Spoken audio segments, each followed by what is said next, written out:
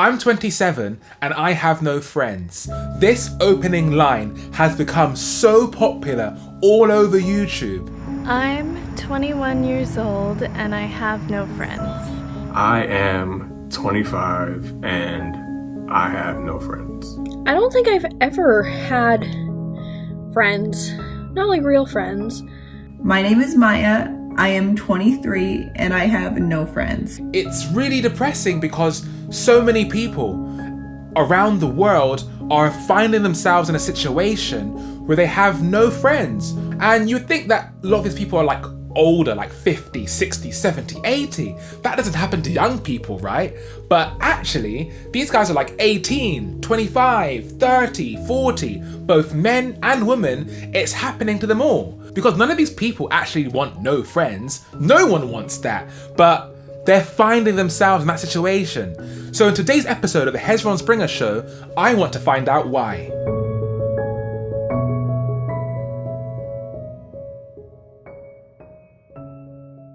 We live in a society today where the number one way of communication is actually through our phones, through social media apps like Facebook, Snapchat, YouTube and TikTok. But just 10 years ago even, or maybe 15 years ago, it wasn't this way.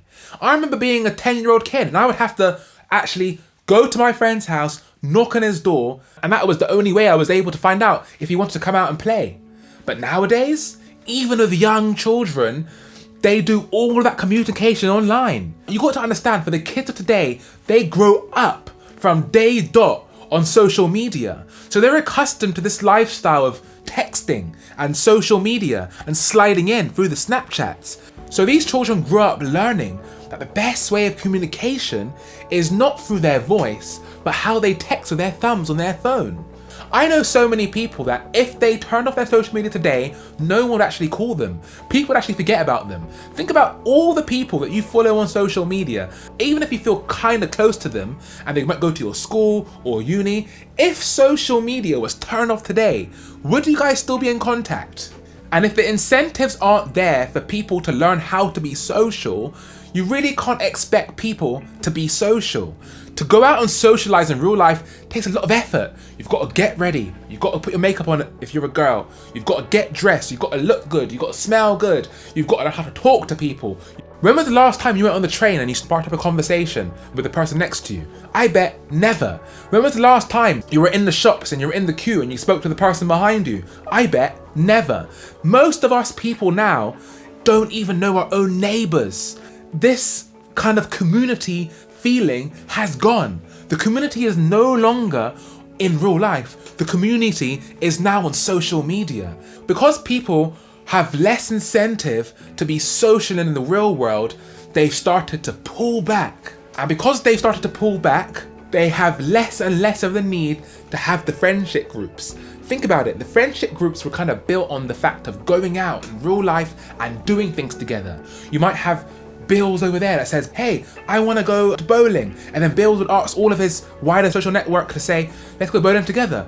And they would all meet up to go bowling. Maybe Matthew over there would say, let's go to the cinema. That doesn't happen anymore because guess what? Netflix is there. And Netflix is far more convenient. I mean, Netflix costs about the price of 1.5 cinema tickets and you can binge watch movies and TV shows all day. So I mean, why bother?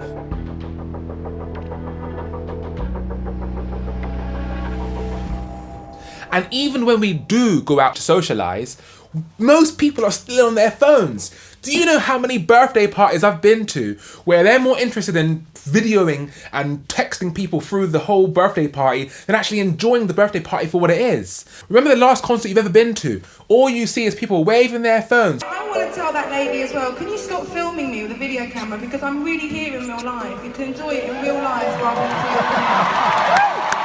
Can you take your tripod down? This isn't a DVD, this is a real show, and I'd really like you to enjoy my show because there's lots of people outside that couldn't come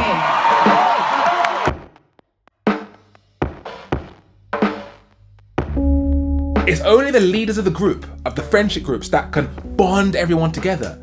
A friendship group is just like a hierarchy in like a workplace. You have the leader of the group and you have mostly all that follow and maybe some that assist. The people that aren't the leaders of the group, they're struggling because they don't know how to bring it all together. And it's really a revolving circle, because as people get less social, they have less need for friends, and as they have less need for friends, they have less of a chance of learning how to become social, and the circle goes on and on and on. The first thing you got to realize is getting friends is a skill. The same way you date, the same way you find a job, it's a skill. And my key advice to anyone that has no friends right now but is looking for that kind of bond of somebody is to start giving. A lot of the times on these videos, all I hear is, I need someone to do this for me. I need someone to do that for me. I understand your needs completely, but you have to be ultimately selfless. Everywhere you go, you have to be selflessly giving. Yes, some people might take advantage of that and use you for your giving nature, but the real friends that really like you for you will stay. You've got to think to yourself, how can I be of value to Sam, Samantha, Jessica, Lucy, Matthew, Michael, Peter, Harry, Steve? If you are beneficial to them enough, they will stay in your life. And being beneficial means having a shoulder to cry on. But not only that, you have to be able to converse with your words properly in a way where you can touch your potential friends' hearts. When any of my friends break up with their girlfriends or boyfriends, they come to me. They ask for my advice. When someone loses their job or wants to start a business, they come to me, because I have built up myself to the point where I know a lot of these life lessons already, and I can share all that knowledge freely. I don't charge my friends. I might say, buy me a beer, a bottle of wine, and we can talk about it over dinner, but I give it freely. Give. Do not live a life where you think you can rely on people trying to become friends with you. You have to say to your friends at work, hey, I saw this nice restaurant around the corner. I want to go there, I've got discount codes, let's go. You have to do all of the planning, and you've got to give them the incentive to actually go there. And what people don't realize about friends is that process never ever stops. You have to be continually useful to your group. And I know a lot of you would say to me that, this hasn't worked for me in the past, I've tried that, but have you become everything that you can be? That's a key here. You can't expect someone to be your friend if they cannot extract value off you. With my friends, I have so much admiration for them, and I think, oh my gosh, I would love to be you one day. I love that you opened up your own business. I love that you and your partner have this loving, beautiful marriage. Become a person who people look up to, and then you won't have to look for any friends. They'll come looking for you. You don't get friends for free. You don't get friends because you feel like it. You don't get friends because you're lonely. You don't get friends because you're emotional and you need it and you want it and you desire it. You get friends because you're useful to them. That's the deep, dark truth that no one wants to accept. But if you weren't useful to your friends, then you would never have any. If you did nothing for your friends, they wouldn't chill with you. Yes, truthfully, with most friendships, what they're exchanging is this emotional utility. Emotion here, emotion there. It has to be a calculated, intentional effort for the friend situation to happen. And yes, it's harder to do it in today's society because social media has taken over the real world interaction. However, that doesn't mean that the propensity to become lonely isn't now there.